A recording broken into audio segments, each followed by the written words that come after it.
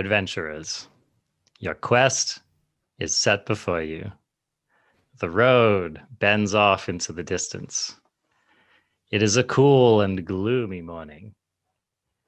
You gather up your bags.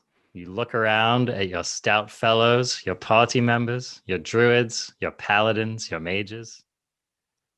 You give each other a knowing nod. For this is not your first adventure together. And you all have a deep, intuitive feeling that it will not be your last. But nothing is guaranteed in the world of the Forgotten Realms. And so you jump on your steeds and you head off down the road to see which powerful dungeons and terrifying monsters you can encounter on this, your adventure into D&D's Forgotten Realms. This is what we're doing today on the Arena Craft podcast, which is what this show is. I'm one of your hosts, Arjuna, the other gallantly galloping host. Maybe at first I thought you were the hero, Covert Go Blue, but now I think you're just the mule. Oh, dude, no holds barred this week. I like it. The gloves are already off. I just got called the mule on my channel. Bravo, bold. It's a bold play. Anyway, who are we? What are we doing? Play. We'll see what the what your retaliation role is. So yes, co-host and owner of the video channel that you're watching this on, Covert Go Blue. How you doing today, buddy? Applause. May we have some applause? I think I deserve it for that performance and for taking that needle directly to the heart. Hey, I'm doing good. I just over here chilling, being number one mythic. How are you doing? Yeah, that's pretty gas. Okay. So the previous decks that you've posted for number one mythic, people have been like, "Oh yeah, cool. Yeah, that makes sense. That seems like a powerful deck." Yep. You caught some serious heat, man. I did. Because I mean, CGB in like making what is the ultimate troll of hitting mythic number one, playing a mono white aggro Yorion deck. Yeah. That is what happened. And without question, the most heat I've ever received. But I hear that there's no publicity that's bad, and continuing to prove it. So people just get so triggered or blinked, you might say, by Yorion. How dare you add 20 cards to the sacred 60 card deck and call it Magic the Gathering? You disgusting monster. I don't care if you just get a free 4 or 5 flyer. It's not 60 cards. It's not 60 cards. There's a consistency issue, Arjuna. Oh my God. The Twitter trolls are unbelievable. I just love like people second guessing your deck building when you're literally number one mythic. So that goes through my head too. If they'll do it now, I think that's just proof that they'll always do it, you know? Yeah, I've checked out a Luis Scott Vargas video on channelfireball.com. Maybe you've heard of him, Hall of Fame, top 5 player of all time. You know. I've checked out Paulo Vitor Dama de Rosa. Maybe you've heard of him, world champion videos on his decks. There are always people in the comments saying, I don't know about X, Y, and Z. I've been having great success with Necromentia in that spot. Always. It doesn't matter who you are. Okay, so today we're going to spend pretty much the entire episode talking about the new D&D set. And we're just going to be reviewing some of the mechanics and mostly talking about the cards. But I do just quickly, CGB, give us like the 2 to 3 minute synopsis of what this deck is, why people hated it, and why it ended up actually being good enough to take you to number one. First of all, the origins. I did see that there were at least 5 people who registered a mono-white 80-card Yorion deck in the Kaldheim Championship event, and it was white aggro with Yorion. And that's, so I just kind of locked that in my head. I didn't play it back then, but I just locked in my head that was a thing I could do. I've done stupid memes like mono-red Yorion before. In Best of One, when you see a Yorion companion, and you have a hand that is 4 removal spells and 3 lands, you mulligan. And you look for mystical disputes, card draw, ramp, whatever else your deck does. If you're an aggro deck, you look at your hand with Skyclave Apparition and you mulligan because you want an early aggressive curve. So that is a big advantage in Best of One. I had so many people, like, when I go turn 1 Selfless Savior, turn 2 Luminarch Aspirant, they just go nice. And then turn 3, they're like pass. And I'm like, I play Alseid of Life's Bounty. They're like Mystical Dispute. I'm like, I got you. Oh, dude. That happens so many times. Yeah. So the mulliganing thing in Best of One, where you base your mulligan decisions on Companion, is a big advantage. The other thing that people just don't want to accept, I think, is that the card quality has become pretty flat. It's not about having this specific 2-drop. It's about having a 2-drop, because there's several good ones. It's not about, especially in mono white 3-drops, right? It's not about having this specific 3-drop. They're all busted, and you want them all the time. Skyclave, like, I think this deck had something like 17 3-drops, something absurd. And I mean, that's one of the nice things about playing an 80 card deck, right? Is you get to just cram more good white 3-drops into it. Because there's no ceiling on it. So as long as you mulligan your hand in such a way that you have 2 to 3 lands, and you have at least a play in turns 1 or 2, you're just going to be spamming powerful white 3-drops the rest of the game. And usually they die, especially if there's a Faceless Haven anywhere in the mix. So it gets...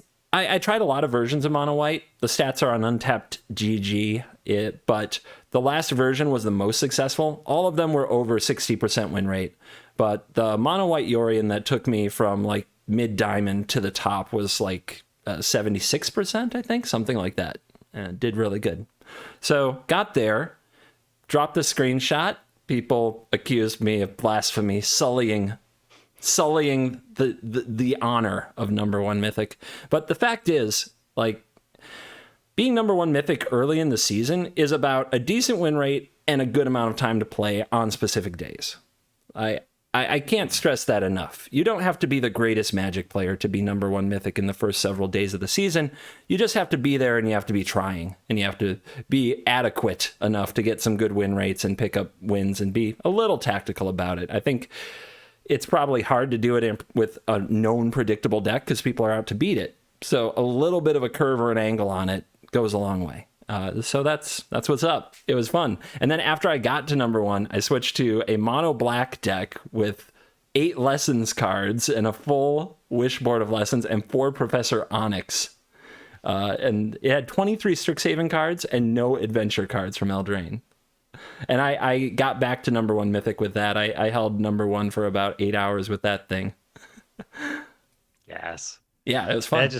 They're just fuming, man. They're dying out there, man. They're melting. They can't handle you, man. That's what it really comes down to.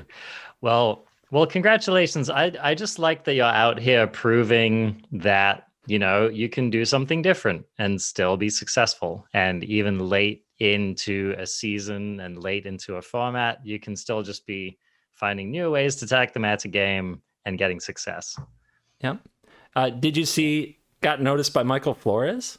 I did. Oh? Yes. Shout out to Michael Flores, who is one of the great kind of original Magic players, I would say.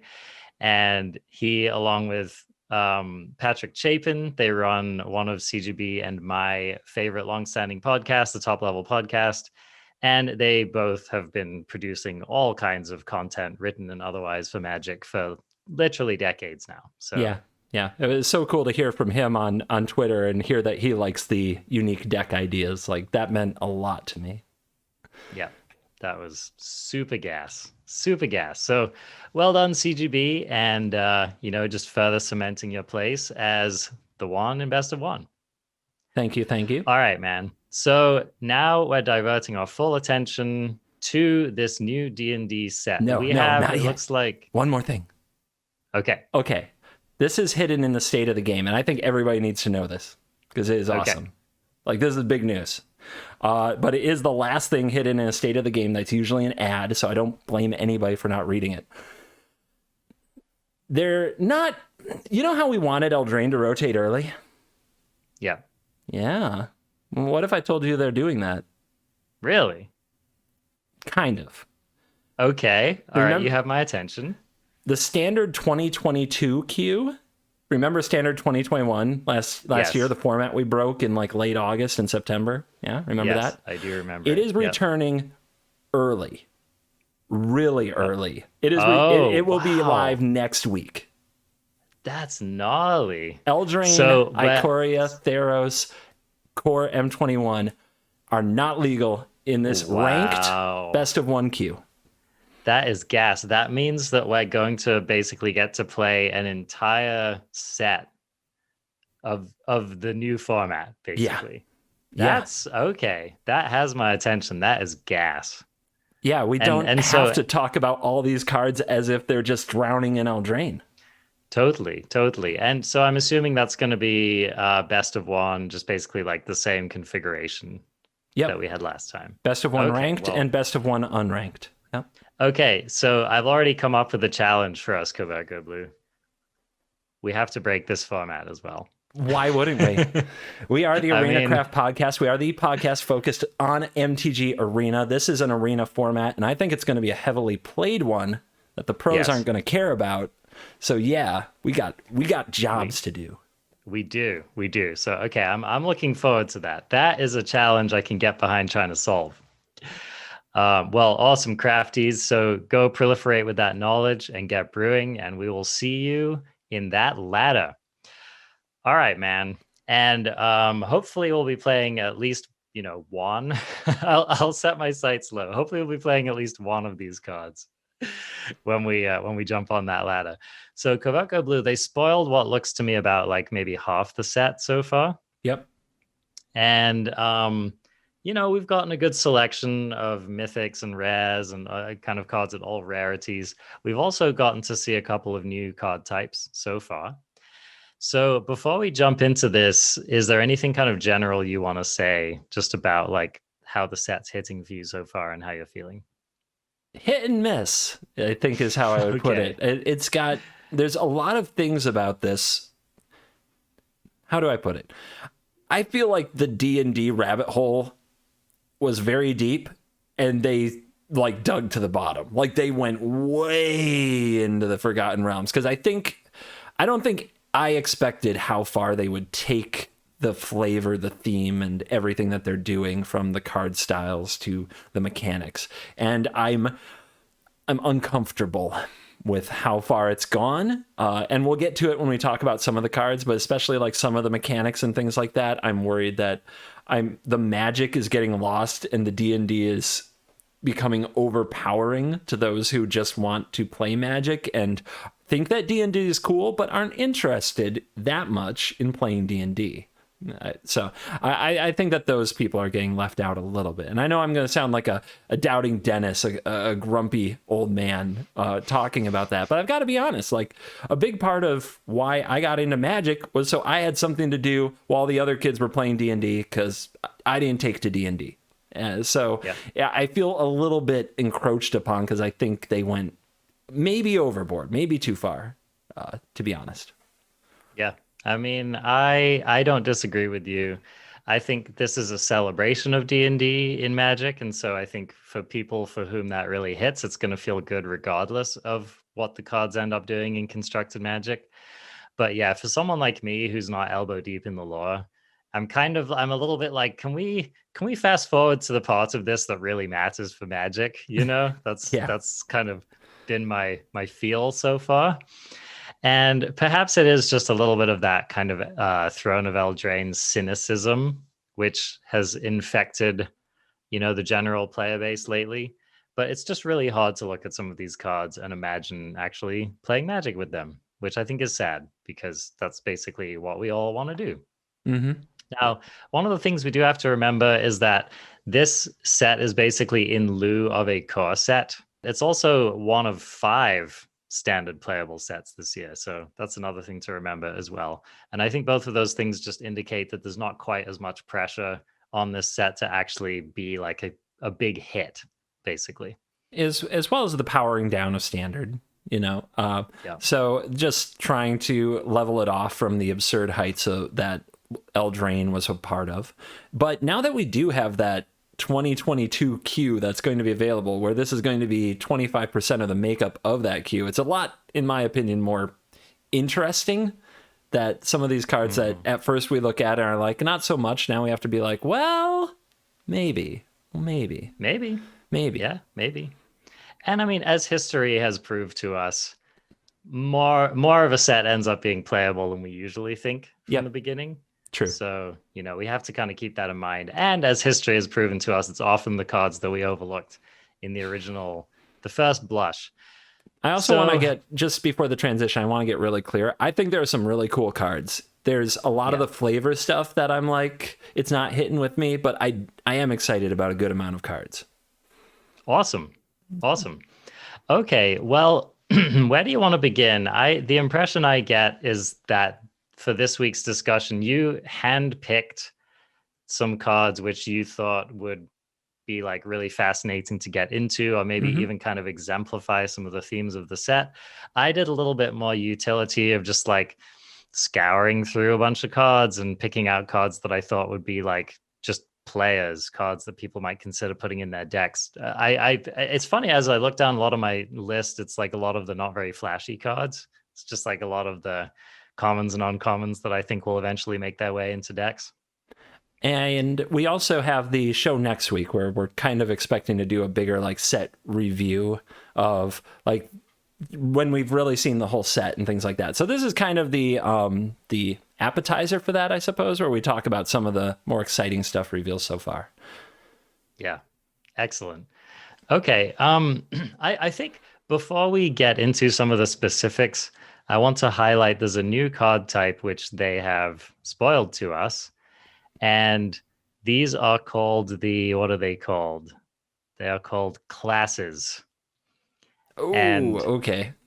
So have you had a chance to look at these, CGB? I saw one. I have definitely not like locked in what it is. So what have you got for us? What's the first class? Okay, so classes look a little bit like sagas, but they require mana to advance to the new chapters. So, I'll give an example here. Paladin class. This is 1 white mana for an enchantment class at rare. And basically at the top of the card, it says gain the next level as a sorcery to add its ability. So this is a little bit similar to those creatures that level up.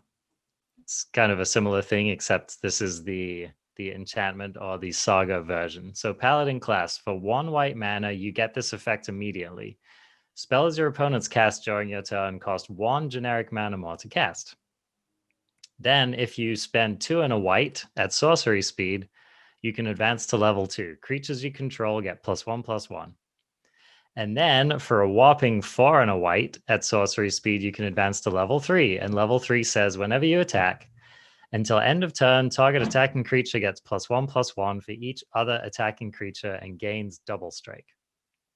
So the idea with these cards is that you're supposed to advance them throughout the game, presumably on turns where you have the extra mana or where you want the effect to kick off.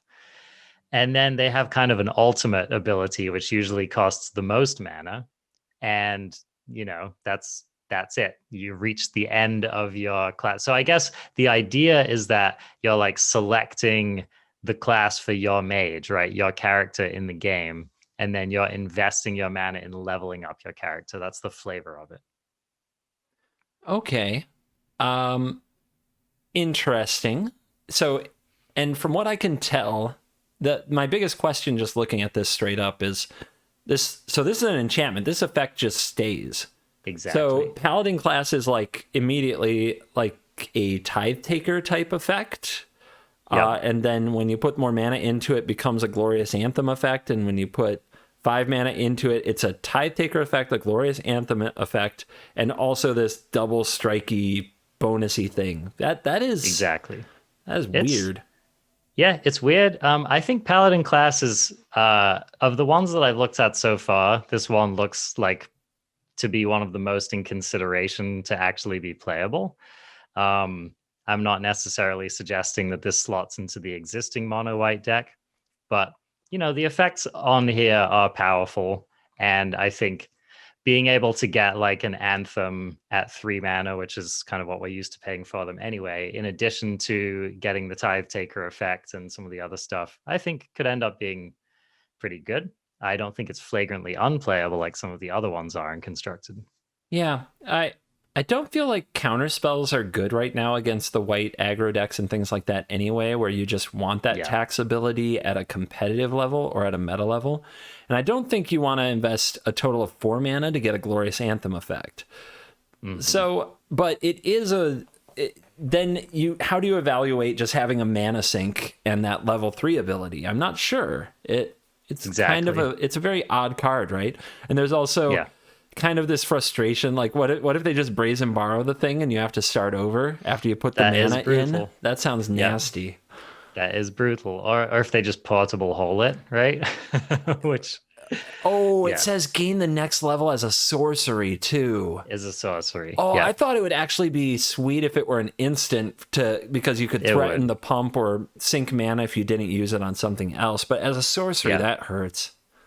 And, that sums up actually a lot of the cards I've looked at in this set that I got kind of excited about, is some of them have good effects, but they happen at sorcery speed, and it kind of kills the card. Okay. So there's a land, for example, I don't remember the name of it, but it's a land, and basically it lets you pay, I think it's a mana rock, costs 3 generic mana, generates a generic mana when you tap it, but then you can also pay, I think it's 3 or 4 generic mana and tap it to venture into the dungeon, right? And the problem is that it happens at sorcery speed. So it would ordinarily be the kind of thing where you're like, well, I'm not sure that I want to play a 3 mana rock, but there are certain maybe slow decks or controlling decks in which I could envision doing that. And over the course of the game, I could probably get a lot of activations out of it and progress through the dungeon. But yeah, with it happening only at sorcery speed, it's kind of a wash. Yeah. So, okay, so that's an example of the classes. I think that and the dungeons are kind of like the new hotness, as it were, that are happening in the set. They definitely look the most unusual compared to the typical Magic card. How they interact. It reminds me a little bit of Sagas, of course, because there's the chapters and the different modes that you go through. But I don't think they're quite as good as Sagas. No, I would agree. I mean, one of the nice things about Sagas is that you invest the mana once and then you just get all the stuff, right? Yeah. So you don't need to kind of keep putting your mana in. And exactly like you said, it kind of takes some of the sting out of your opponent having a Brazen Borrower or having another way to deal with it. Yep. So anyway, I'll be interested to see if any of these show up. So CGB, I think, why don't we start with the cards that you set aside? Okay. And we can talk about those. And then after that, I'll just go through a number of cards that I think are kind of utility cards in the set and maybe a few highlights that I think could show up. You just want me to dive in, let the nonsense begin, and we'll see how far we get? Yes. Okay, cool. Go. So the first thing that I want to talk about are the cards that I think will impact kind of standard constructed, but they have a lot of tension with them, and that's the creature lands. Anytime that there's a decent creature land cycle, they tend to show up in constructed because it's pretty awesome to be able to get a land effect, which you need in every deck, that can also be used as something else, specifically a body that can attack or block, put pressure on the opponent, cause them to respect it, things like that. So I'm going to talk about the creature lands, and I'm not going to read each of them, but I'm just going to kind of bring up a few here. They all have the same text. The first line is, if you control 2 or more other lands, Cave of the Frost Dragon enters the battlefield tapped, or, Cave of the whatever. And then this is the one that taps for white and has 4 and a white. Cave of the Frost Dragon becomes a 3/4 white dragon creature with flying until end of turn. It is still a land. The control 2 or more other lands, my brain read this and quickly thought I was looking at a fast land, at an inspiring vantage, right? And it told me that if this is the third land, my brain quickly said, if this is your third land, it will enter the battlefield untapped. It will not. It has to be the first land or second land you play. Ultra fast land. Yeah. Ultra fast land. So I think that's a significant thing to think about in terms of deck building. I also want to talk about the deck building cost of these, because on one hand, you want to play these in a lot of decks. It's just better than a Plains or Mountain if you play it on turn 1 or 2. But there's so many tensions in the mana bases right now that I find it very interesting. These, unlike, okay, the first thing I'm going to start with, I think these are like the just the nail in the coffin of those snarls, man. Okay. Yep. Yep. That's probably true. Can you put them in the same they play deck? horribly with those lands. Yeah, you could put them in the same deck, but I mean, they're not going to help you play your snarl untapped. And to play your snarl untapped, you need to play it early because you need to have a basic in your hand when you play it, and then you need to play the basic after it. But if you're playing your snarl early, you're going to have a hard time playing your cave early. You're going to need like a perfect draw of like plains, snarl, cave to be able to curve 1, 2, 3. And that's not how Magic works. You don't get to stack your deck, as anybody who's ever drawn 2 Fabled Passages in their opening hand knows very well. Yeah, or just the favorite like 2 or 3 snarl opening hand, you know? Oh. Those are some good times. Yep. I think that's interesting that snarls are kind of unplayable now, which is weird. But I also think it's interesting that these lands, they exist in the same world as Faceless Haven, and they always will. Mm-hmm. And that puts a ton of like, would you rather just have Faceless Haven and Snowlands than playing these, which can't activate Faceless Haven, or is there room for both? So, I mean, that's a good question. I think that tension is a little bit overstated because, I mean, the decks that are running Haven are, you know, predominantly monocolored. If they're multicolored, they're often 2-colored, and, you know, they're very specific. And so I think that these fit into a lot of decks, which you just can't really contemplate running as Faceless Haven decks because they don't play a lot of basics, basically. So I think any deck that you run, which plausibly has like, you know, 16 basics in it, or, you know, plus some tapped dual snowlands if you really feel like it, then sure. I mean, Faceless Haven is just better in a vacuum than any of these. But I think that there are plenty of decks out there where playing the snow and playing the Haven it's not even going to be a consideration. And so I think that these cards will go very nicely into those decks. Yeah. Do you have any examples? One that I thought of was Gruul, Aggro Adventure, whatever you want to call it. Yeah, that's excellent. Or just like, I mean, think about any 3-color deck, right? Like you might want to play one of these in a Sultai deck. Mm-hmm. And, you know, those decks are basically, or just in any deck where, okay, so one of the problems with Faceless Haven is that it's a colorless land, right? And so it makes a lot of sense in a monocolored deck because you don't have pressure on your mana base to be producing that much colored mana. So I think that a lot of these creature lands could go straight into like a more controlling deck, for example, or a 3-color deck. I think that this blue one, let's see if I can get the name of this, Hall of the Storm Giant, for example. Let's talk about this one. So this has the usual text. It enters tapped. If you control 2 or more other lands, it taps for blue. And it has 5 in a blue until end of turn. Hall of the Storm Giant becomes a 7/7 blue giant creature with ward 3. It's still a land. So I definitely imagine that someone like you, CGB, are going to be considering putting at least one of these in like your Dimir control decks, or basically like a lot of your different blue style control decks. I mean, you've got to love a land that can just wake up and almost single-handedly just take out an Ugin, right? Or like, yeah, just like, I mean, this thing is a Planeswalker Demolisher, right? Nice. So I don't know. I think that there are plenty of decks like that these cards are going to go straight into, and I think they will perform. I also think that while Faceless Haven and Snarls and some of these other cards don't always perform well with other lands in the format, like these do perform well with Fable Passage, because you want Passage on 4 and you want these on turns 1 and 2. These do perform just fine with DFCs, like Shatterskull Smashing, you know, whereas running Faceless Haven, it's going to be hard to get enough snow sources if you're also running all of those.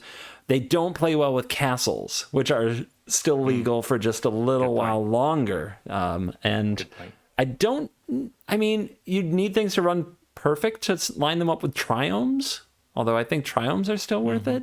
I also don't know how many you run. Yeah, my gut check on that is probably running them as one-offs. Ooh. Like, I think I would start with one-of. I think maybe you could run two if it's Mhm. really on theme for your deck. I definitely wouldn't be looking to run the full complement. Because I think at that point you are really okay. So you're starting to really impact the efficacy of your mana base, and I do think that if you want to have a truly aggressive bent to your deck, you should just be looking at a more aggressive deck, and you should just be trying to think about a Faceless Haven instead, right? The efficacy of your mana base. That next clickbait title. The big vocabulary words coming from the Impressive. Brit right at you. Oh, I love it. One of my big questions for you, Covert Go Blue, is are these lands going to effectively invalidate Crawling Barrens?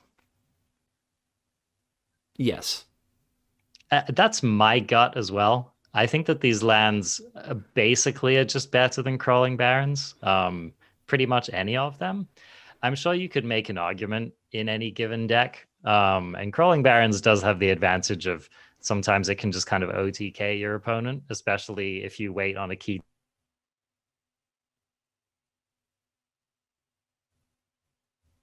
8 or 12 or whatever. But I think just in a vacuum, these lands hit harder, do more for you, and are just a bit better. You know what else? It effectively takes out Crawling Barrens.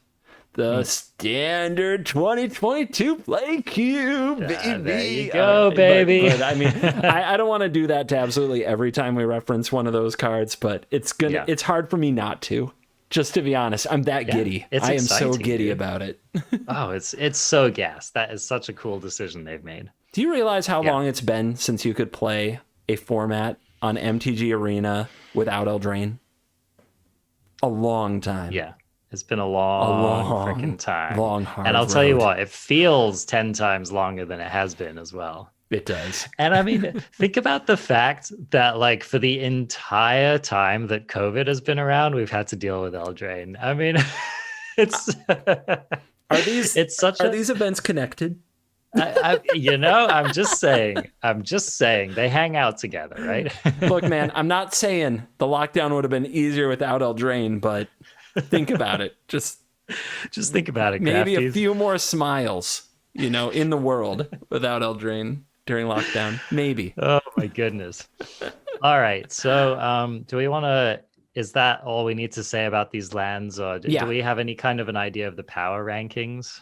Ooh, actually I don't. I haven't carefully looked over absolutely every single one. I do love that Hive of the Eye Tyrant, which is the black one, has the ability that for 3 and a black, it becomes a 3/3 black beholder creature with menace. Menace is cool. And whenever this creature attacks, exile target card from defending player's graveyard.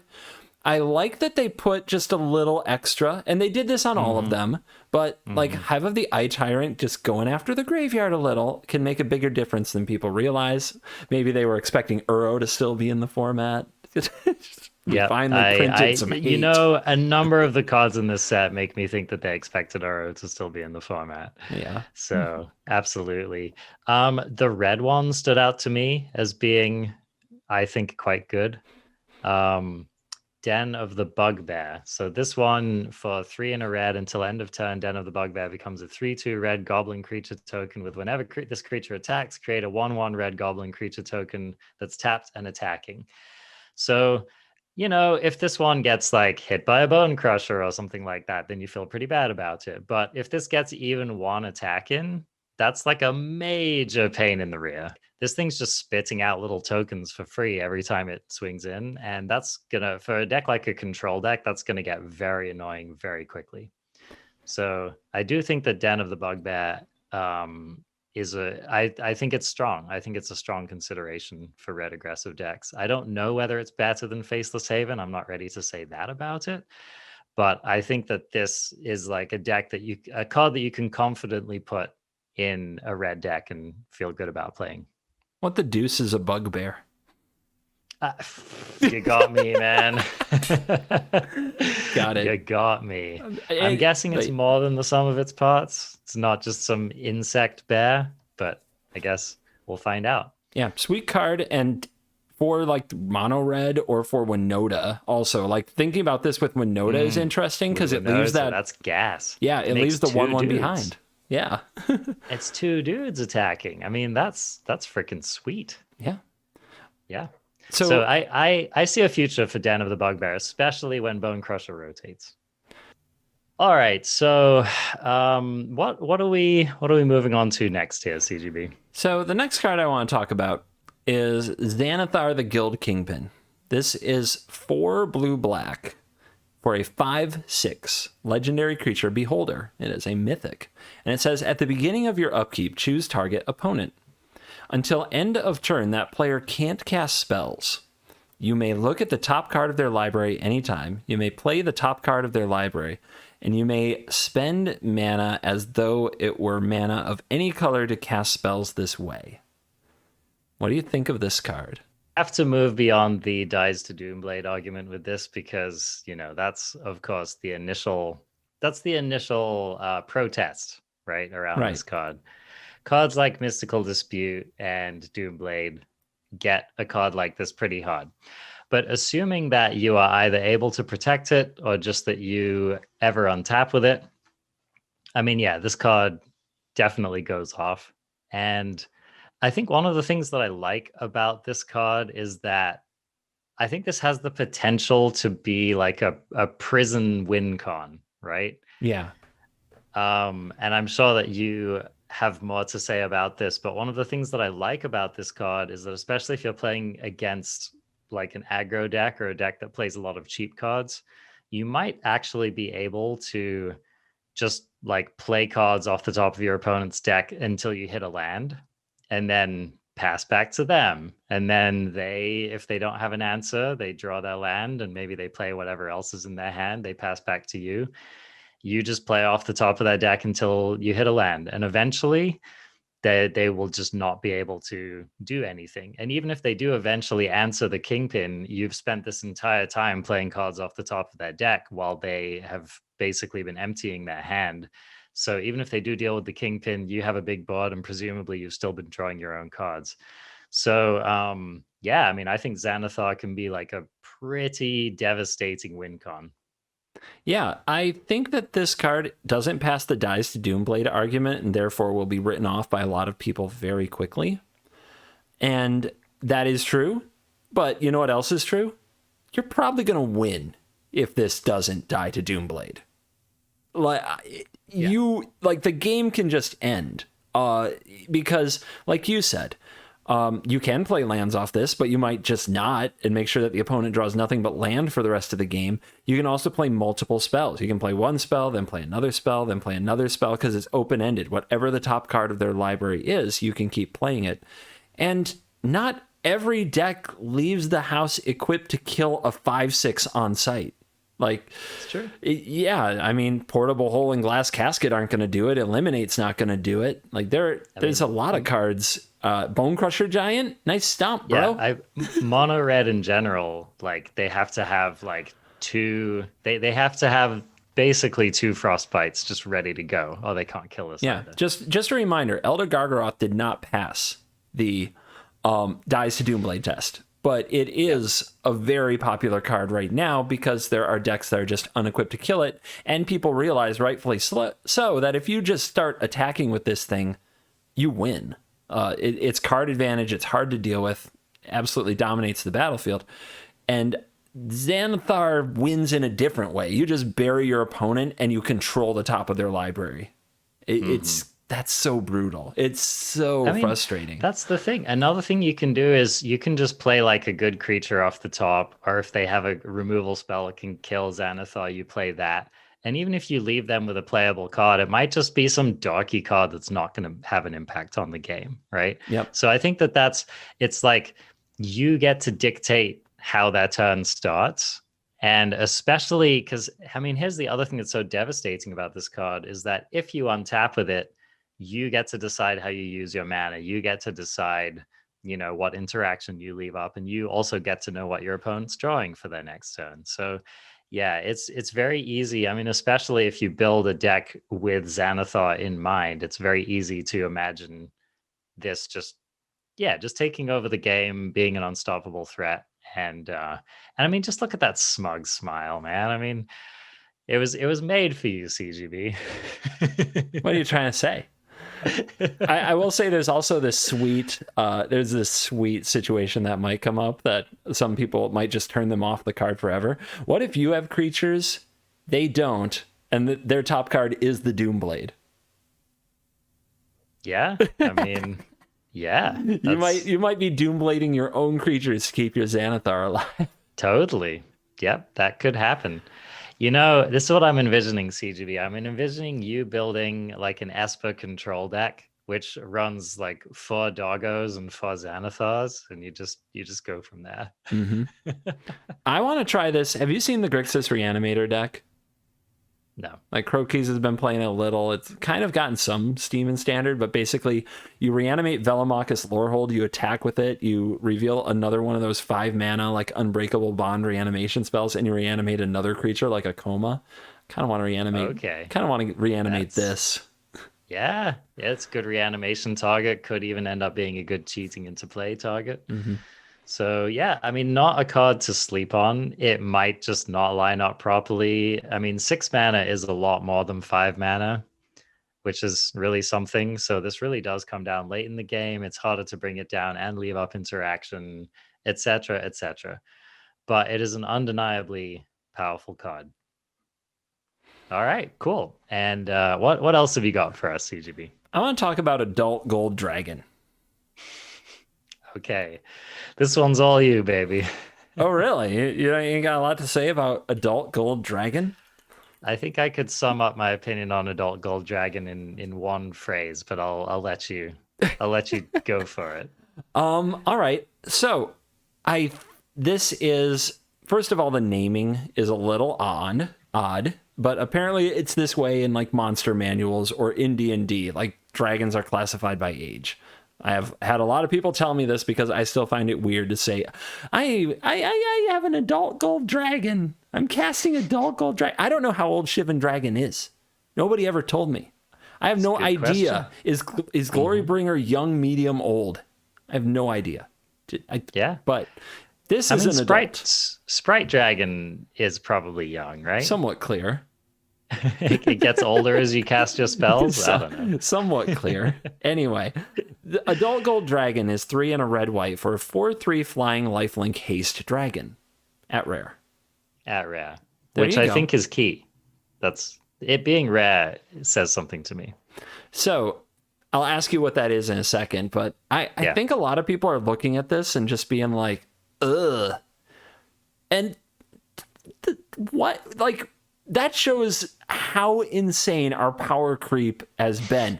This is what Eldraine did to us. That we look at a 5 mana, 3 ability where one of them is haste, the other is evasion, flying. The third one is generally gravy unless it's reach. And it's actually lifelink. This card, you look at this and you say, well, Goldspan Dragon is amazing. Goldspan Dragon makes mana. Goldspan Dragon does all this other stuff. And you're right, that is true. But what Goldspan Dragon doesn't do is gain life. And I can't tell you how many times I've been in an aggro matchup where I have finally hit my 5th land and I can play my Goldspan Dragon and attack with it. But the odds are very likely that I will die on the crackback. I will die. And that's not really what Adult Dragon is into. Adult Dragon is a serious life swing.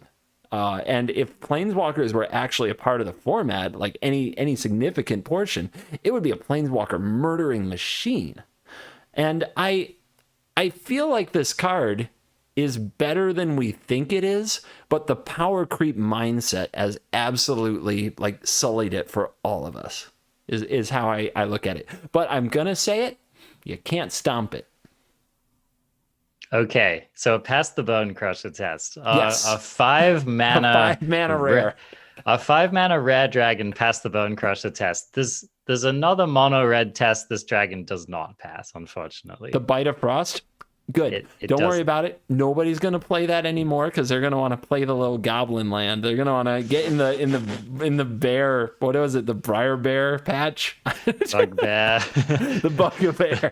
They're gonna be bugging the bear. The cabbage patch bear. Dude, they've been trying to get rid of that snowland mana base. They want a reason because if they don't run Castle Embereth, they don't feel connected to their little 1-drops. So don't worry about Frostbite. It's gone. Not in the meta. Don't worry about your opponent having a 1 mana answer to this. 1 mana.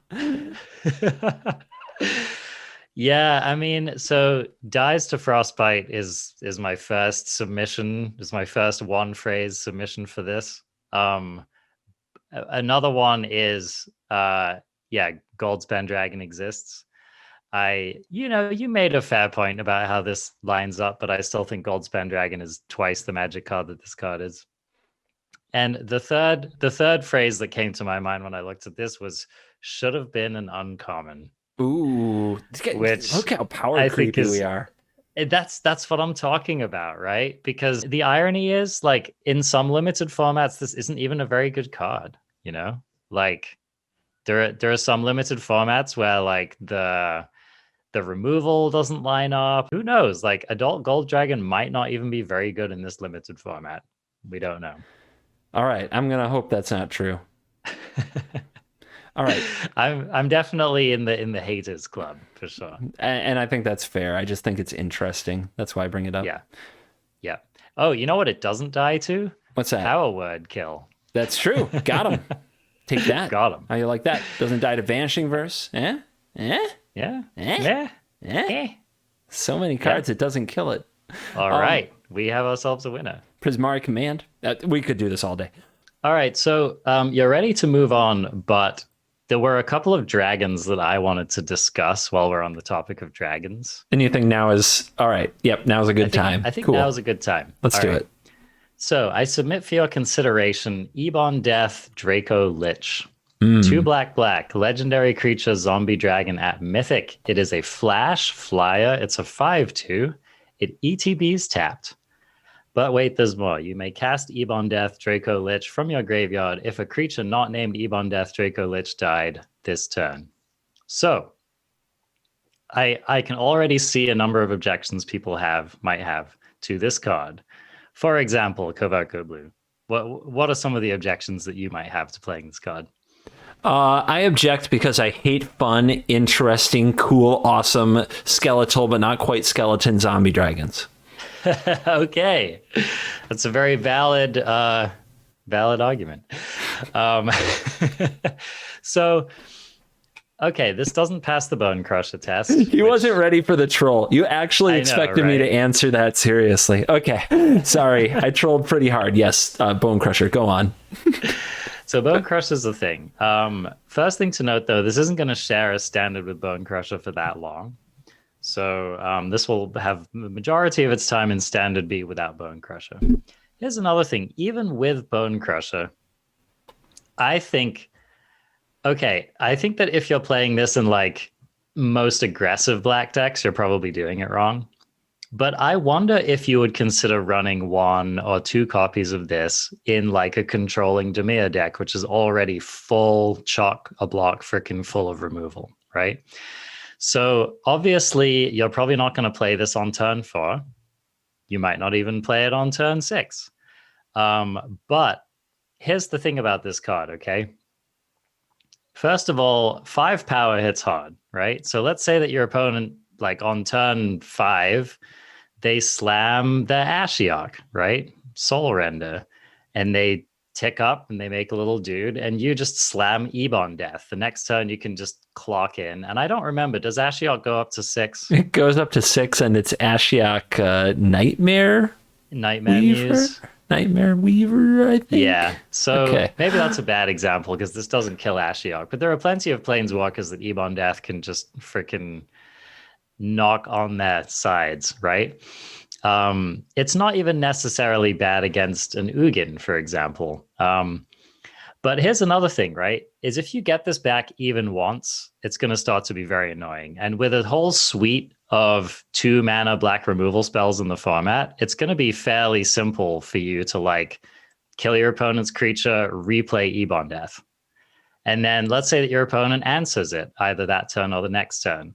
Well, kill your creature, replay Ebon Death is a thing that you can probably do like most of the rest of the turns of the game from there on out.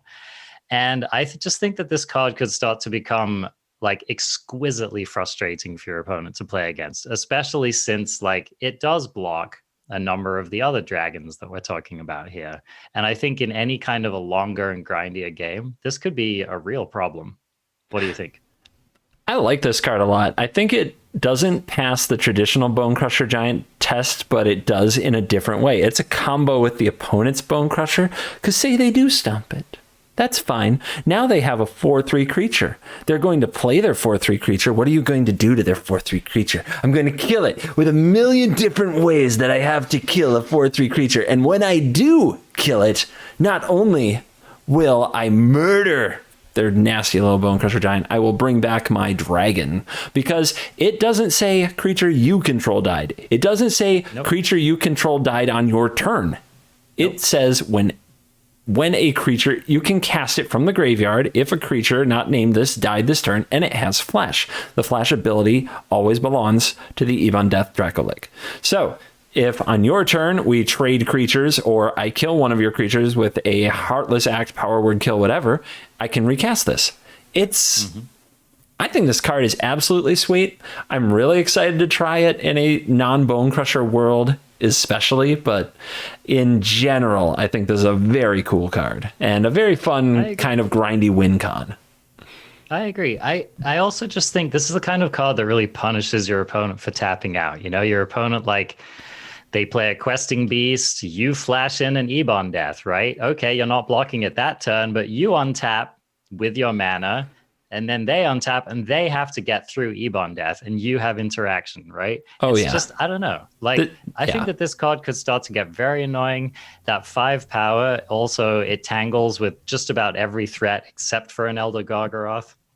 Yeah. So you're really not going to feel that great about swinging your Lovestruck Beast into this thing. So yeah, I don't know. I think that this could have like a 1 of or a 2 of place in a more controlling deck, and I think that it could be a surprisingly sticky threat. Yeah, this card is also going to be the Twitch chat separator, one of the many, because when you're watching, when you jump into a stream and you watch a streamer and they're playing in a weird manner that makes no sense to you, and you want to ask like so many questions every turn, you're like, why didn't you do this? Why didn't you do that? The answer might often be, if my opponent plays the Ebon Death, I'm going to be way behind, or I'm going to die. So I'm not using my mana effectively. I'm sequencing my spells weird, you know what I mean? Absolutely. I mean, and you're probably going to lose track of the amount of times, CGB, that your Twitch chat tells you to flash in Ebon Death and block with it. So let's get that one right out of the way, all right? Ebon Death it neither attacks nor blocks the turn it comes into play, all right? Let's just get that one clear. YouTube commenters, you're not off the hook either. So yeah, that ETB's tapped is the most important line of text on this card. All right.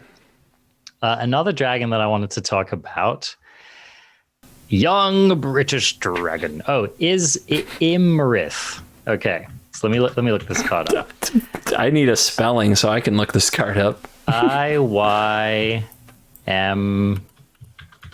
Yeah, IYMRITH. Imrith. Ooh. Desert Doom. Okay, so this one is 3 blue, legendary creature, dragon, add mythic, 5/5, flying. Imrith Desert Doom has ward 4 as long as it's untapped. Whenever Imrith deals combat damage to a player, draw a card. Then if you have fewer than 3 cards in hand, draw cards equal to the difference.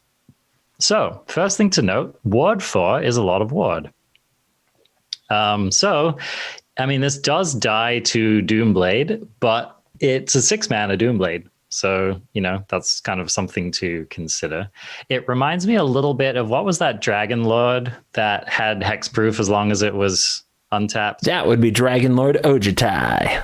Yeah. Now, this card's probably not as good as Dragon Lord Ojutai, but I wouldn't write this card off. This card has definitely powerful potential.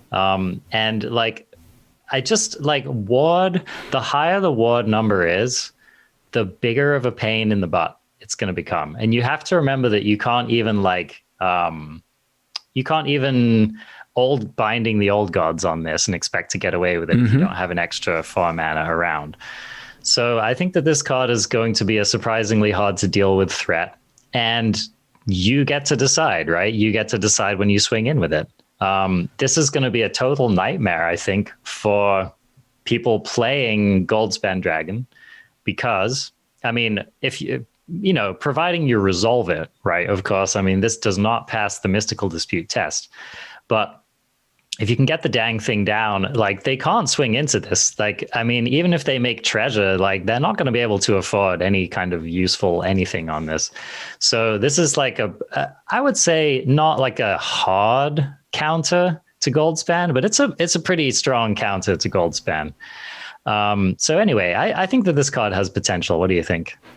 I think it's cool, and I hope that it's a glimpse into the future that we are sitting here discussing dragon sizing to cost as relevant in the format, because you're right. That was something I was thinking about before you brought it up, just while you were reading the card, is like, for a 5-mana 5/5, it sits at size, like in sizing land. It's going to block the adult gold dragon and maybe this other card called Goldspan Dragon, but it doesn't tango with Ebon very well, or the last one we talked about. I hope that dragon sizing actually matters in future standard, because that would be cool. Because I think this card is sweet. If you're on the play, they can't afford a Doomblade on this card. It takes 6 mana, and that's also assuming that they're hitting every land drop untapped. So even if they have a Heartless Act, you might get a turn with this. And you know what else this curves into? A Foretold All Runs Epiphany. Oh, baby, does never. Hitting multiple times with this sounds really nice. The draw cards equal to the difference means that if you're empty-handed and you swing in with this sucker, you're drawing 3 cards that turn. That's a lot. Like, that's really good. And remember, Foretell helps you empty your hand. Like, you can foretell a Saw It Coming, have no cards in hand, so you get the extra peels off this thing. I think this card is a beast. It's the blue dragon of my dreams. I just don't know why there's a blue dragon in a desert. I need the lore. That was a flavor fail for me as well, right? Yeah. Like, the lore must know something we don't know, because these are all dragons that are part of the Forgotten Realms storyline. And what's it doing in a desert? Was it an ocean that became a desert because the Desert Doom here is just so freaking awesome? Is that what it was? I don't know. Yeah. That is the main question I had with this card as well. Yeah. Final card I want to highlight in the dragon conversation. Actually, no, sorry, there's 2 more. Dude, there's some sweet freaking dragons in this set, man. Okay, next one, Dragon Turtle. Oh, I thought of you, and you know why? Because MTG Nerd Girl really wants to hear you say it. Wants that British accent saying the T word. Okay, let's lay it on them. Are y'all ready? Okay. You just said y'all. You're a fake Brit. You know what? You need to be quiet while I'm saying my magical word. Okay, go on. Turtle. All right. I forgot y'all ever happened. I'm transatlantic, dude. Give me a break. Okay, Dragon Turtle. 1 blue creature dragon turtle. I mean, the type line says it all. At rare. It is a 3/5 flash, and I won't dignify it by reading the little flavor keyword, but when Dragon Turtle enters the battlefield, tap it and up to 1 other target creature an opponent controls. They don't untap during their controller's next untap steps. So this is a weird card. Like, truly weird card. Yep. But when I think about, like, being a mono red mage, this card seems like a nightmare. So let's just say, like, let's say you put Dragon Turtle into a Dimir deck or an Izzet deck. So your mono red opponent plays their turn 1, haste you, whatever. You do your thing. On turn 2, they play a thing. On turn 2, you hopefully have some kind of a removal. You kill one of their things. On turn 3, they play Anax. And on turn 3, you play Dragon Turtle. So next turn, their Anax is going to be tapped. They will be able to swing in with their stupid little 1/1 or whatever. they'll probably play another creature. And then on the following turn, you untap with this, and they untap with, their Annex and whatever. The key thing to note about this turn, though, is that now you have mana available, and you also have a 3/5 on the battlefield. And I just feel like there are many scenarios in which the world is your oyster from here on out.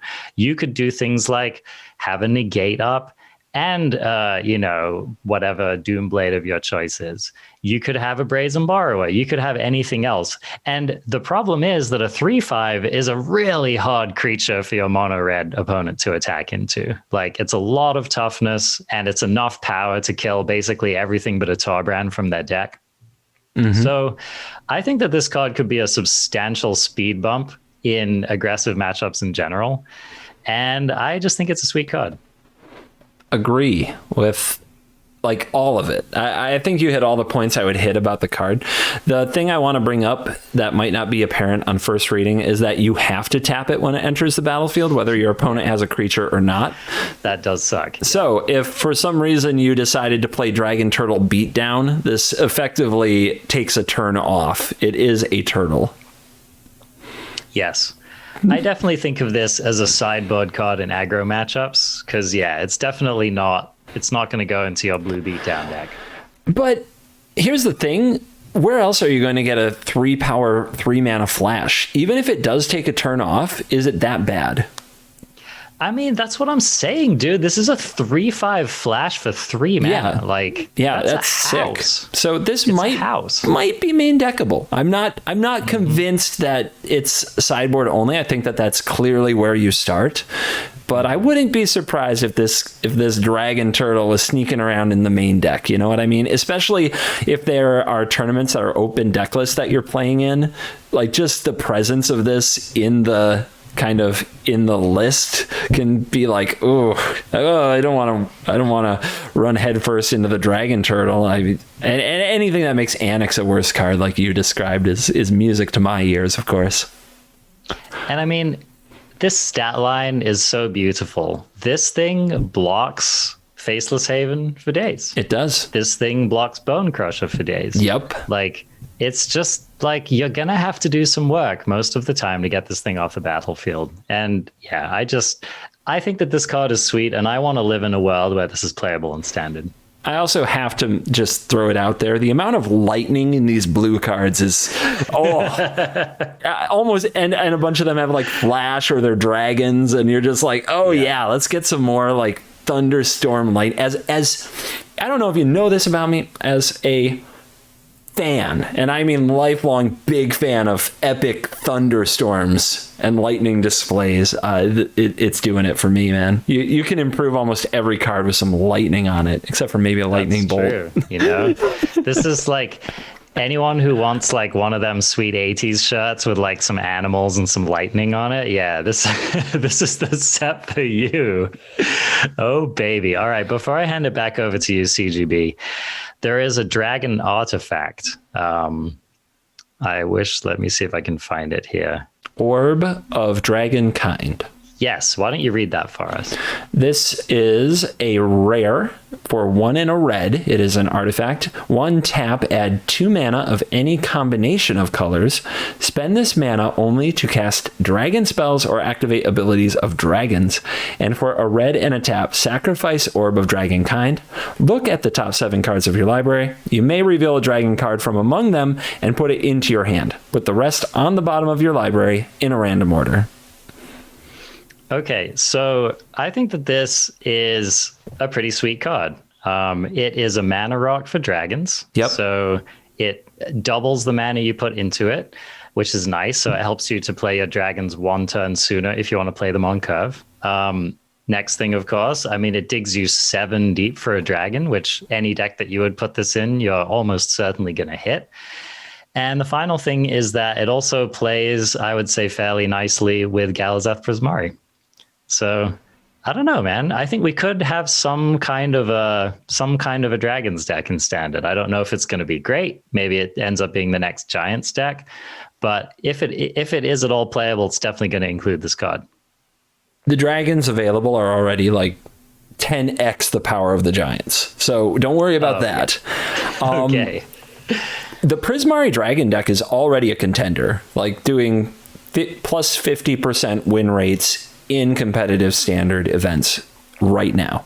And this card, when you think about them running Mazemind Tome, this card makes mana before you have a Galazeth Prismari, which is one of the big draws to Mazemind Tome in that deck, or it can help you hit a dragon. I think this card is sweet. I think it's very playable. I'm thinking of like a 2-of, kind of like where Mazemind Tome was. I don't know how many dragons you need, but that's just, so far we're just thinking about the Prismari Dragon deck that already exists. This is mana fixing for dragons. There's a lot of cool dragons in the set. A lot of them have double cost. But what about having Eve Undeath, Goldspan Dragon, and the blue one that we just covered, like in the same deck? This card fixes amazingly well because it makes 2 mana in any combination of colors, not some things that we've seen recently where it's like you have to pick one of one color and one of another. Like you can get double black out of it and cast an Ebon Death out of nowhere. That's pretty cool. Yeah, people are not going to be expecting out of your Izzet deck a double black flash dragon. Oh yeah, or your you can cast your dragon turtle out of your Boros deck. You know. Oh, dude, that's sweet. You got to admit that is some CGB level best of one deception nonsense right there. Mm-hmm. So yeah, I think the dragons overall have me the most excited so far about this set. And I think that that's kind of on point, right? You would expect for the D&D set to have some pretty sweet dragons. And I would say that, notwithstanding the adult gold dragon and maybe some of the other ones at Uncommon, they've delivered some pretty sweet dragons so far. I bet you get got by an adult gold dragon before it's over. Oh, I mean, yeah. I'll be the first one to just embarrassingly lose to that card. On stream, of course. Okay. Just establishing that as a fact. All right, man. I'm handing it back over to you. So the card I want to talk about has been a pretty hot topic on the Twitter and in the content creating world, and that's Demi-Lich. Demi-Lich is how I would pronounce it. And I'm very interested to hear you talk about this. So this card is a mouthful. This card feels like it's going to be that card in the set, just from the amount of text and the rarity and the weirdness. So let's go. Blue, blue, blue, blue. That's 4 blues for a creature, Skeleton Wizard. It is a mythic. It's not legendary. And this is a 4/3. It does not have evasion or any other like weird stuff like that. So vanilla 4/3, no big deal. But now we get into how it just becomes a free card. The spell costs blue less to cast for each instant and sorcery spell you've cast this turn. Normally it would say it costs 1 less or like a colorless, but it literally reduces the blue in the casting cost by each instant or sorcery spell you've cast. Now, whenever Demi-Lich attacks, exile up to 1 target instant or sorcery card from your graveyard, copy it, you may cast the copy. We'll come back to that, but there's your potential card advantage built into the card with a Dreadhorde Arcanist meets Mizzix Mastery type flair. And then the last bit of text that makes you think, oh god, Uro is in the set, is you may cast Demi-Lich from your graveyard by exiling 4 instant and or sorcery cards from your graveyard, in addition to paying its other costs. So, what's the TLDR? You run a lot of instants or sorceries, and you'll be playing very reduced or free 4/3s, either from your hand or graveyard. Sound fun? I mean, all right. I'm gonna suspend my skepticism for a moment here, right? And just ask you, what is this theoretical almost all instant or sorcery deck that we're playing this in? I am glad you're asking me, because I am the guy who does this stupid crap all the time. Exactly. I thought for content. Oh yeah, yep. It's me, man. It's CGB. The thing I thought about the most and have continued to think about the most is the various Prismari decks that you can run, and These decks often end up being a core of, imagine if you took all the dragons out of your Prismari deck and just replaced it with a ton of removal spells, card draw, and your, like my version runs like the twins, Rowan and Will, the Planeswalker, and tries to emblem them. The Eldraine one? Yeah. No, the double-sided one. The new one, Strixhaven. Okay. Yeah. And it tries to ultimate them so that you can make copies of Alrund's Epiphany as the win con. Mistman has also played this into really high mythic. A version with Experimental Overload is the card. Was kind of the win con that returns these spells back from the graveyard. I had like really good results. We're talking like plus 70% win rates in top 100 mythic after Strixhaven released, with decks built around like Dual Strike and Experimental Overload, like some real weird blue-red spell brews that were nearly all spells, and they usually won with Alrund's Epiphany and or Shark Typhoon.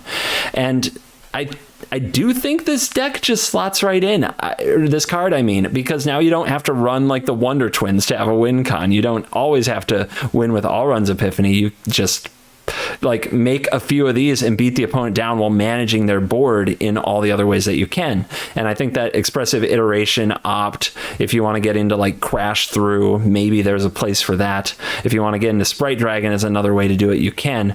But I don't think it's asking too much to cast a couple of spells, play a cheap 4/3 body, maintain the board with like your interaction, and then just get these for free or for very reduced cost along the way and just beat your opponent down. So that's what I see. That's where I'm going to start. And I'm hoping that there's also something else that I'm not seeing, something a little crazy, a little more. Maybe there's a Dimir deck that's just a little stronger with some of the discard spells that can go with this. Could be very good. But what do you think? I mean, doesn't this card just look worse to you than what's that card that I advocated for, the 3/3 5-drop that costs 2 if you cast an instant or sorcery? You've been rubbing in my face that card has seen some play, and now you're going to use it as a reason not to play a potentially free demi. Like, do you think so? Maybe it goes in the same deck. That wouldn't stun me. It's possible. Well, I was actually going to kind of self burn here by saying that card really hasn't shown up that much in Standard anyway. And I just feel like if that card hasn't been playable, it's hard for me to imagine Demi-Lich being playable. In my opinion, I think Demi-Lich has to be like a Storm card, right? Like, I wouldn't actually be surprised to see this in like the Jeskai Mutate deck, right? Because that's a deck that could just fairly easily play this card for free. And I think that if you play it for free, then yeah, it's obviously fantastic. But I feel like your average spells deck, it's kind of going to take a while for you to really be able to get this thing wound up, you know? And especially like, let's say you're playing against a control deck. Like, when do you ever get your Demi-Lich out? I'm having a hard time playing this in any deck that's not trying to like just go off and actually cast like a billion spells in one turn, you know? And it's also unfortunate that so many of the good instants and sorceries are, well, you know, so many of the good spells, and especially the good cheap spells, are instants that you might want to be casting on your opponent's turn. And so, you know, I see this card fitting better into like, again, some kind of spell combo deck, which is looking to go off on your turn and do something powerful. Yeah, I don't dispute any of that. I think that it's gonna be a weird deck building constraint.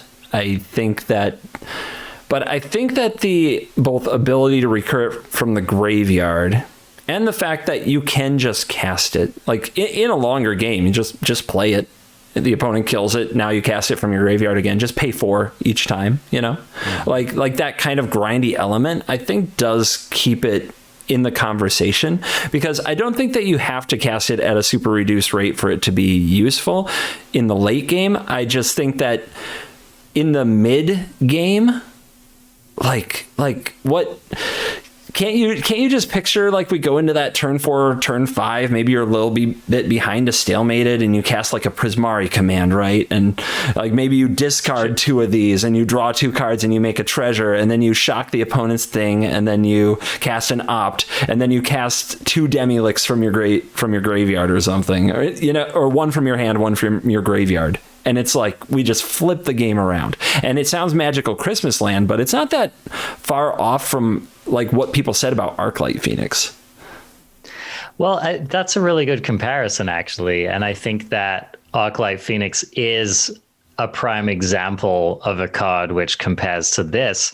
Now, I think it's a somewhat unflattering comparison for Demi-Lich in the sense that Arclight only took 3 mana to get, they took 3 spells, right? Whereas this is like, if you want to get this for free, you're going to have to do 4 spells. So you could theoretically get your Phoenix plan going on turn 3, or just with 3 mana, which was pretty sweet. The other thing is that you could get multiple Phoenixes, and they had haste. So I feel like you're gonna have to work harder to get Demi-Lich, and I think overall it's gonna be less impactful in Phoenix. And Phoenix didn't even really end up being very good in Standard, unless you talk to LSV. So okay, hot take. I think these are all things that are working in Demi-Lich's favor. Now, I think if we rewind to some other older formats, this card might be like truly off the chain. Like when we're talking about, I don't know, these Delver decks, or just, I don't know, decks that have the capacity to play a bunch of ultra cheap spells and do stormy stuff. Oh yeah. And like Phyrexian mana, right? Like all bets are off. Like maybe there are existing things that are better for that role, but I could definitely see Demi-Lich showing up in an environment like that. I just don't know that Standard can really reliably fuel a card like this. Yeah, neither do I, but I think it's one of the more interesting cards to build with, and at least it inspires you to grab it and try to make a new deck, as opposed to the next card that we're going to get into Sultai's Emergent Ultimatum package, or another way to make Goldspan Dragon good. So I think it's still worth a good amount of hype, even whether it takes off for sure or not. This is a question mark, and I like good question marks in my sets. I mean, it's definitely one of the more interesting cards that they've spoiled, and it does have some feeling of power in it. And I mean, that art is just freaking creepy as well. You kind of want it to work out because of the art, don't you? But is it clearly levitating? Why doesn't it fly? Yeah, it's odd. Like if I was in a dungeon and I ran into that thing, I would hightail it, dude. All right, so before Uro, Omnath, and Oko all got banned, do you think the original draft of this card had flying and drew a card when it entered the battlefield? Oh, I'm sure it did. Yeah, I'm sure. I'm sure it did. Probably like a flash flyer that counted an opponent's spell or something. Mm-hmm. Don't also sleep on the ability that when it attacks, you get card advantage, because I think that's an easy thing to forget, and it might take a while for this to attack, because like I said, you may have to grind, but when it does start attacking, when the opponent runs out of resources and you still have some, and it casts you an expressive iteration, you are getting gassed up to do a lot more to keep that kind of storm engine going. I think that's an easy thing to forget about the card. You know what I like? The kind of thing I like imagining doing with this is like discarding. Okay, so this has got to be pretty sweet, right? You get your magma opus into the yard somehow, and then you reanimate with this. Like using this as a spell reanimator is compelling. The problem is you don't get to cast it for free. Oh, is that true? Yes. Oh, you don't cast it for free. Okay, well, in that case, I'm off it. I'm off you, Demi-Lich. Sorry, buddy. All right. Arjuna's off sorry, it. Not sorry. Arjuna's off it. All right. So was this your last kind of big bullet point card? Yeah. So now we're on awesome. the Arjuna hot shots, and you can let me know in comments, better or worse, or cooler than Demi-Lich. Okay, that sounds good. There's a couple of so there's some other themes that are getting fleshed out in this format, like treasure. there's going to be more treasure flying around. Whether it's going to be a critical mass of treasure or not, I don't know, but they're definitely trying. And there are a number of cards already that are keying off treasure or incentivizing you to play treasure. There are some interesting black-looking treasure cards, or black treasure-looking cards, I should say. So, for example, Devour Intellect. This costs a single black. And let me read the exact text of this card. So single black sorcery. Target opponent discards a card. If mana from a treasure was spent to cast the spell, instead that player reveals their hand, you choose a non-land card from it, then that player discards that card. So you basically get a Thoughtseize with no life loss if you cast this with a treasure. Now, whether or not that ends up being good, whether or not the treasure deck ends up being good, that is just a sweet, sweet, sweet card and a very, very efficient card if you cast it off the treasure. So I could easily see you having these turns, like, let's say, for example, you're playing a Golgari deck and you play the Innkeeper that makes a treasure, and then you immediately Devour Intellect your opponent. That's like a pretty strong turn 2 play right there. So there's another card which, again, I don't know if this is going to be good enough for standard, but it caught my eye. Hired Hex Blade, 1 and a black, creature, elf, warlock. So this is a 2/2 for 1 and a black at common, by the way. When Hired Hex Blade enters the battlefield, if mana from a treasure was spent to cast it, you draw a card and you lose 1 life. So I think that we all agree that a 2/2 for 2 that draws a card is pretty sweet. So, I'm thinking about it. And then there's another card, which I think they just spoiled today, called Forsworn Paladin, which is 1 black mana, creature, human, knight at rare. It's a 1/1 with menace. You can pay 1 and a black and tap it and pay 1 life to create a treasure token. It also has another ability, which I will read, but I don't think it's going to come up that much. But you can pay 2 and a black. Target creature gets +2/+0 until end of turn. If mana from a treasure was spent to activate this ability, that creature also gains Death Touch until end of turn, which is kind of whatever.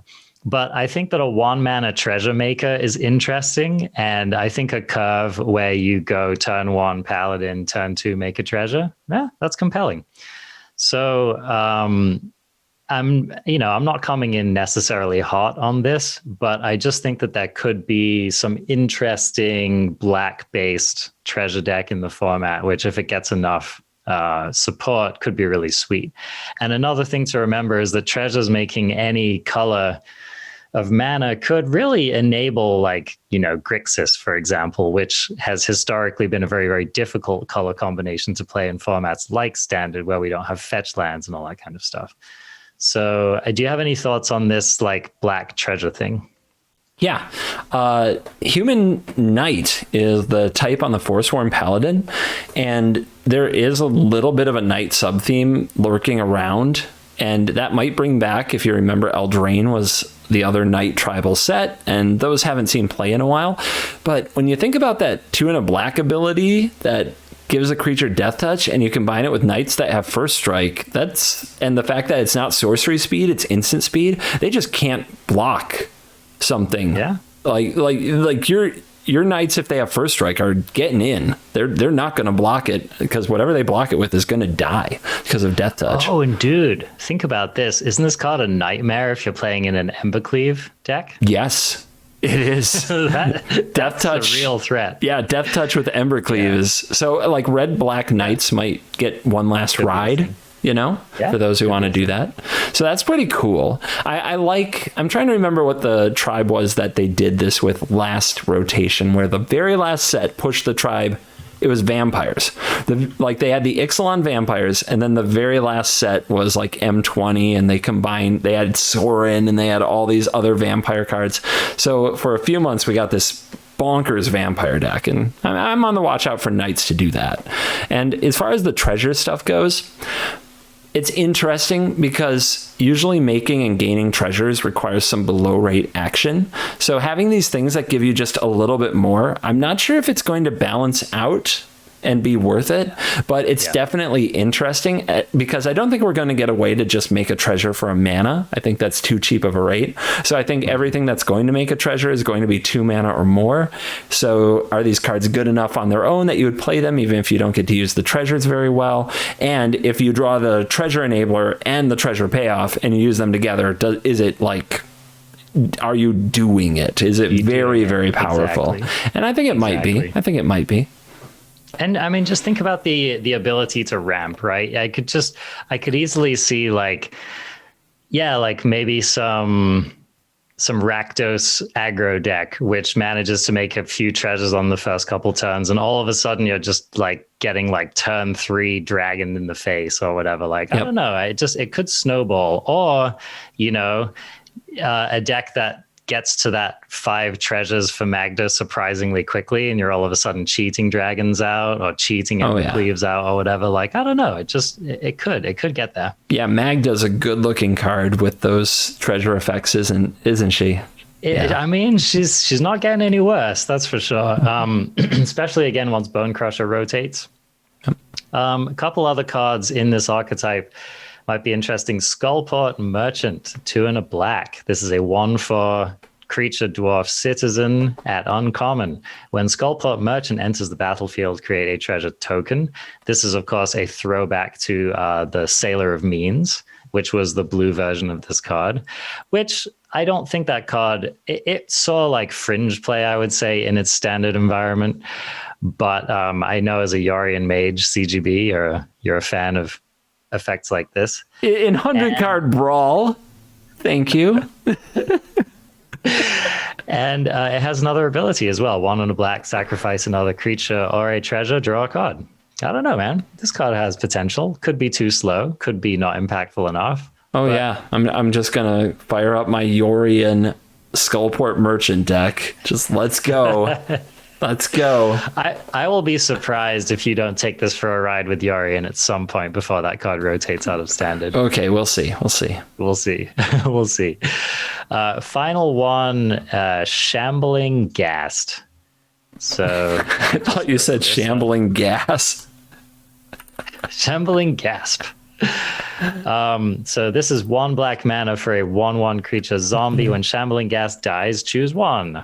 Either target creature an opponent controls gets -1/-1 until end of turn, or you can create a treasure token. So this is like a, sack enabler that creates treasure. Who knows? This could end up being a pivotal part of some deck, especially if we're continuing to do like Village Rites, Plumb the Forbidden. I don't know. Like I could see having these pretty strong combo turns where like you Plumb the Forbidden, sack a bunch of creatures, generate several treasures, do another thing. Like it could start to get kind of wild. Where do you get all the Shambling Gasts from? You're hoping for another like similar effect at the cost? Yeah, I don't know. Okay. I mean, maybe. I think this card is good. I think it's cool. Yeah. I guess you can get a treasure for 1 mana in a way if you get to block with it. It's definitely going to make aggro decks think twice about attacking. Are there any good aggro cards? We'll cover that in next week's show, because I'm starting to wonder if like playing a creature on turn 1 and turning it sideways is going to be a thing ever again, the way that's going. All right, here's an interesting card I submit for your consideration. This is a card I was very stoked to talk with you about. Grim Wanderer, 1 and a black, creature Goblin Warlock at uncommon, 5/3 flash for 1 and a black. And the caveat is you cast the spell only if a creature died this turn. What do you think, man? 5/3 flash for 2? That's worth doing a little work for, wouldn't you agree? I think that the restriction on this card is deceptively tough, but I like it. I don't think it's a bad card by any means. I think it's a very good card.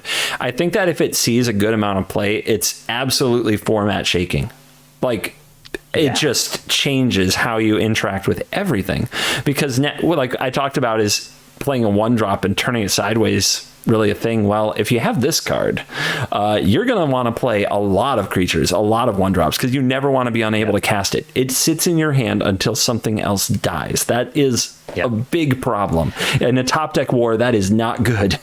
And I mean, talk about a card which not only passes the Bone Crusher test, but you're like, come at me, bro. Oh. Come at me with that Bone Crusher. I dare you to Bone Crush my creature. Yeah, that's true. Unfortunately, it only trades with the giant on the other side, but it does so at a mana advantage, which is nice. Yes. And it also says to Lovestruck Beast, let's go. Like it will trade with Lovestruck Beast at a mana advantage. That's kind of rare and weird. So yeah, you have to, if this card is popular, and it might be, it requires a ton of creatures in the color black, which black doesn't always have the greatest creatures, but like if you have it, oh my gosh. And also it can be the opponent's creatures. It's possible. Yeah. So like when you think about playing this in rogues, I sacrifice my Merfolk Windrobber and I flash in a 5/3. That sounds pretty good. If bad. You or drown in the lock your creature, flash in my 5/3. You know I think it's probably sideboard if we're talking about very sweaty competitive Magic, because I think it is exploitable.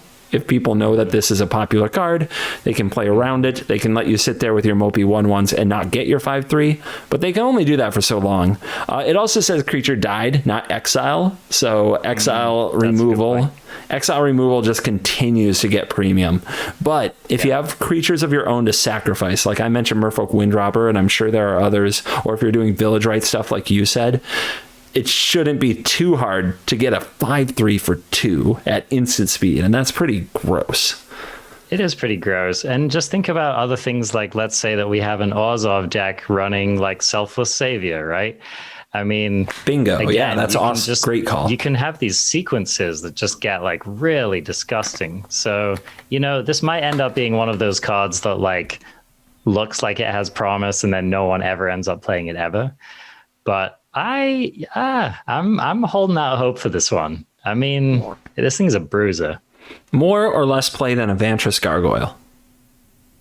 Vantress Gargoyle. I'm coming in on more. Me too.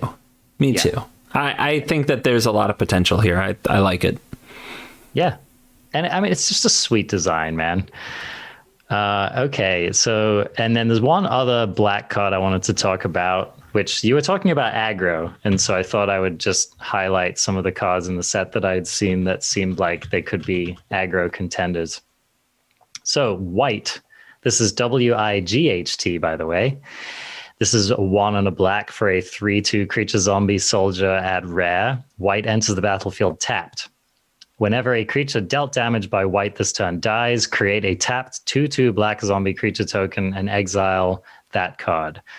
So talk about like a cheap, aggressive creature that you will not want to tangle with in combat. I think that this card is pretty sweet, and I think if there's an aggressive black deck in the format, this is definitely in consideration to be in that deck. This card gives me flashbacks to Graveyard Marshal, which was a card that was legal in a format that had zombies. It was a 2-mana 3/2 with zombie, and it had other abilities to like make zombies by exiling cards from your own graveyard. And it was legal in a format where zombies was a tribe, and it was a much less powerful format, and the card still turned out to not see play. So I'm pretty skeptical. I think that experience has turned me off to the 2-mana 3/2 black aggressive creature, because for me, it doesn't feel like black is into that, and this does have to live in Bone Crusher Giant land for a few more weeks, and it only makes the 2/2 if it hurts a creature, which is a pretty easy thing to play around in Standard, I think, quite honestly. So yeah, I'm very skeptical of white. It's just white. It's a white. Like the White Walkers, like a white. There you go. Okay, not confusing at all. Check out this white card. Like, what white card? This white. It's gonna get a little awkward for sure. So I think that everything you said was legit. It also doesn't pass the Bone Crusher test, so I don't imagine this showing up anytime soon. So yeah, maybe it's not good enough, but I don't know. It's aggressively costed, and if you do end up getting a zombie out of it, it's super sweet. Okay, let me see. What else I might want to talk about here? Let's discuss Flame Skull. I think Flame Skull is a card that you might see show up. Okay. So this is one red mythic creature skeleton, 3/1 flying. Flameskull can't block.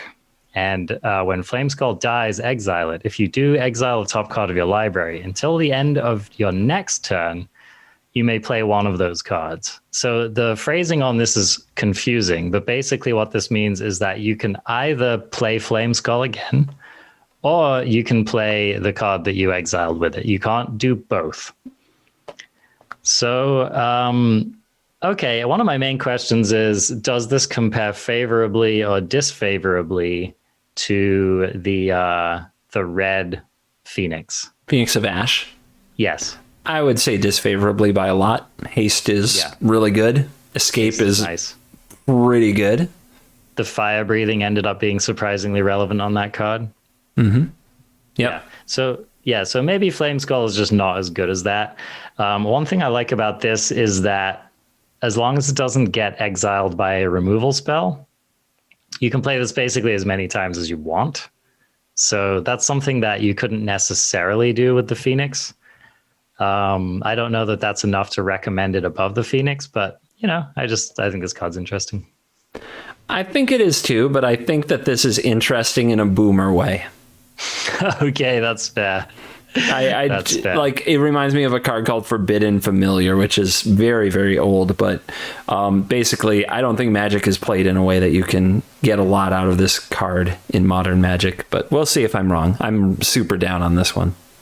Yeah, that was my main thing. If we didn't have the Phoenix, I think it would be more of a consideration, but that card I do think is just provably better for sure. Okay, here's a card I was interested to talk with you about, CGB. You find the villain's lair. So this is the cancel of the set. Okay. So one blue, choose one. You can either counter target spell, or you can draw 2 cards, then discard 2 cards. What do you think, man? This card sucks. You don't like this card? No. It's a scam. To be fair, you said the same thing about Saw It Coming, didn't you? This is way worse than that. Okay, you're putting the hammer down on this card. Oh, and I think this card will probably trick people into playing it. Okay. So somebody put in my chat that it's a better cancel. Look, every freaking 3-mana counterspell with more text is a better cancel, and there are at least one in every single set. So we're not exactly blowing your power creeping mind with an improved cancel. So it's all about how relevant or useful is the other effect. And just about every other one, it is in addition to countering the spell. You get a scry. In addition to countering the spell, you get a foretell cost that you can pay. In addition to countering the spell, you can cycle it. In addition to countering the spell, you can exile it. Here, it's like you just get good old cancel, or you get a card neutral ability that is 3 mana, instant, draw 2 cards, discard 2 cards. Sure, we're pretty happy to do that with Prismari Command because there are 3 other modes on that card to keep it flexible that we use pretty often. We don't have to go card neutral. But if you're just casting the Villain's Lair to draw 2, discard 2, you're down a card. I think people just don't realize that. I think a lot of people are going to get fooled because I've already received a lot of comments about this card that you just spent a card to stay card neutral, and that's not what control decks are looking to do. And I don't know, there's a Reanimator deck that loves Prismari Command, but I think Prismari Command is 10 times better than this card in normal Magic games. And of course, if you'd rather have a counterspell than Prismari Command, you should have played another counterspell. I think this card's terrible. Terrible, Arjuna. Terrible. Supposing you're discarding Draco Lich to this card. No. I'm not baiting CGB into it. Doesn't make it fine. Nope, we're not doing that. Nope. Okay, so you don't...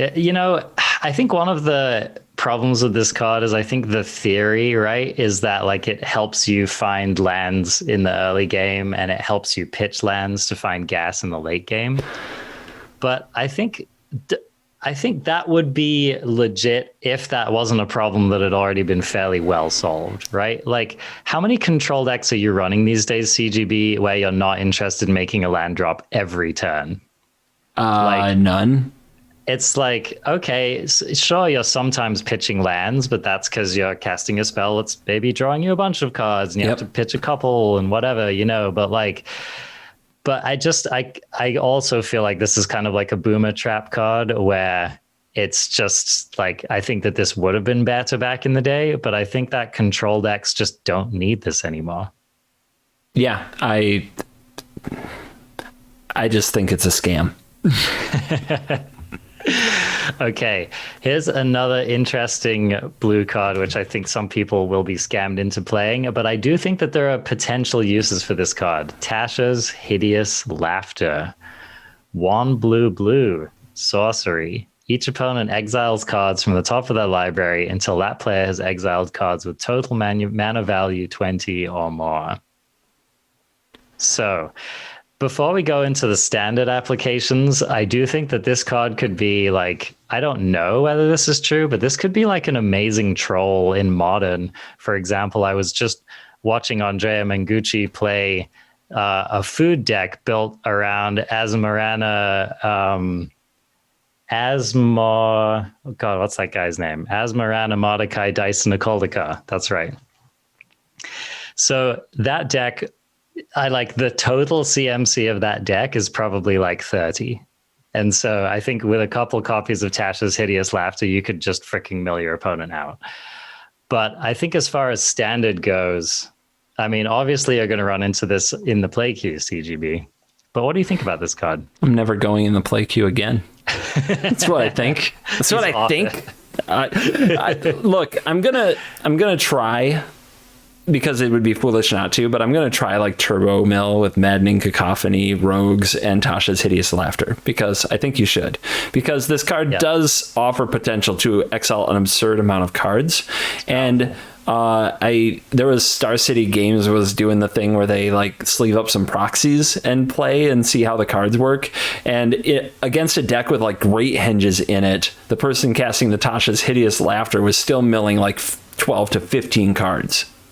And by the way, not milling, exiling. So if you were worried about filling their graveyard for a reason, this doesn't care about that. So I think that we've got to put it to the test. I'm skeptical because it's mill, and I used to get excited about that, but I've long since moved away from it. But I especially like picture the Rogue's Mirror. Right? Yes. That's what I was thinking about. Yeah. That's what I was thinking about. It's like, a Luris deck. You could hit so many cards with this, right? Oh, yeah. Like, I mean, if you think about how many 1 and 2 mana spells they have, and then you think about how like that matchup will often end up being kind of an attrition-y mill war anyway. Yeah, that's exactly where I was thinking about this, is in the Rogue's Mirror. The only thing that can kind of hose you is if you exile 2 into the stories. And if you did that, you exiled 2 into the stories. Yep. That's a win. That's a win in that matchup. Yep. I'm really glad you said that, because that was like the one application where I was like, this might show up in the sideboard of like tournament decks. Yeah. I'm probably going to do some really gross stuff with this, Maddening Cacophony, and just Test of Talents, and just try to just take it all from them. Just leave them with nothing. Nothing. So I would say that this will show up in a number of meme decks, but I don't actually think this card is a meme. I think that this card can, in specific situations, be a really devastating win con. Mm-hmm. So that's kind of where I'm coming down on it. Okay, I think that we could probably talk ad nauseum here, but I'm getting to the end. There's one final card that I wanted to ask you about before we call it a wrap, and that is Guardian of Faith. So, don't know if I know this one. This is a 1 white creature spirit knight at rare. It is a 3/2 flash with vigilance. When Guardian of Faith enters the battlefield, any number of other target creatures you control phase out. Okay, I did see this, yeah. So this card reminds me of that flagrantly underplayed other card that you were pretty high on. Flagrantly underplayed. The Glorious Protector? Yes, I think that's the one. Is the 3/4 flash flyer that exiles the rest of your creatures. Yep. So how do you think this card compares to that? A mana cheaper without having to foretell it is a big deal. The ETB able to hit everything on your board except itself is pretty good, but it doesn't re-trigger enters the battlefield abilities, which is always what I was trying to figure out for the Protector. That's a good call. So Guardian of Faith has a very specific job, which is to save your cards from the opponent's cards. I don't see another great use for it unless somebody is going to say, well, you Guardian of Faith and then you board wipe. And I just call me super cynical on that being a thing. I don't like that. You mean like you Guardian of Faith and then you cast a board wipe? Yes.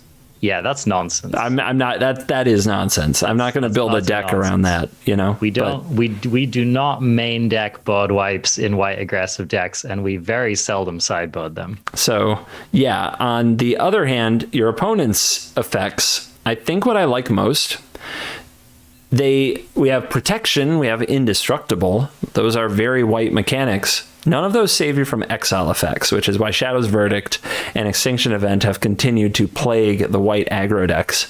But this does. Phasing, it's clever, right? Because when you look at the typical effects in white, you say that's always going to be the counter to white exile effects. But then they come along with a white card, they put phasing on it, which is a mechanic you don't see very often. And phasing gets around those things. The cards are just not on the battlefield for a turn until your next upkeep or whatever it is. So I think it's a clever card that might see niche play. It's 2 relevant types, Spirit for Strixhaven, Knight for Eldraine. So there could be some tribal stuff going on. And it's not terrible if you don't care about the phasing. Like you can just, if the opponent isn't doing anything that would make you want to phase your cards, you can just flash this in and start attacking them. But phasing also is really good in combat, because if you want to line up your blockers and get what looks like trades or chump blocks, and then you play this and you phase them, then you survive combat, your creatures phase back in, and their creatures are tapped from attacking, presumably. So that's really good counterplay to an opposing aggressive deck or an opposing control deck that would board wipe you. So this card might see play. Yeah, I think that this card is a good Magic card. I think it has a lot of applications. And I mean, I love the scenario in which, let's say you have like a bunch of Luminarch aspirants and maybe even like a 4 mana, like a Halvar God of Battle or something, maybe some tokens. Your opponent goes for that. They go for that Extinction Event on even, right? Yep. And you're like, flash in Guardian of Faith, I keep everything. Oh yeah, Shadow's Verdict out of the Ultimatum decks has just been a hammer to the white decks. Like it has been an absolute beast, at least in best of one, and this is a soft counter to it. By the way, also worth mentioning, you said it, but I want to stress it. You can phase out your creature tokens and they don't die. Yes, that's a nice thing, man. Yep. So anyway, Guardian of Faith, who knows whether it will beat out all of the other excellent white 3-drops, but it's this card's playable. Playable, and in certain formats it might be really good. All right, CGB, well, I think that is enough for us to chat about today. But I am really stoked to come back next week and look at the entire spoiler and see if we can get a little bit clearer on like the bones of the format and how it's actually going to start playing out. Yeah, I'm looking forward to next week's show, where we're going to kind of try some new things with the format, but we're going to try to really go over the heavy hitters across several different categories of how they'll be relevant to Magic Arena. And I think it'll be a lot of fun. Yeah, dude. I'm stoked. So join us then. We release every Monday also, and you can find us on basically all of the platforms. We're on Spotify. We're on your podcatcher of choice. We are also on Covert Go Blue's YouTube channel if you want to watch the video version of this. Hopefully it went smoothly this week, but we did have some hiccups, so we'll see how that turns out. And you can, of course, catch Covert Go Blue streaming on Twitch every week. You can also catch me sometimes streaming on Twitch, ArenaCraft Podcast. Yeah, and Covert Go Blue, I will enjoy venturing even further into the dungeon with you next week. Yeah, I'm looking forward to it, man. And later, crafties.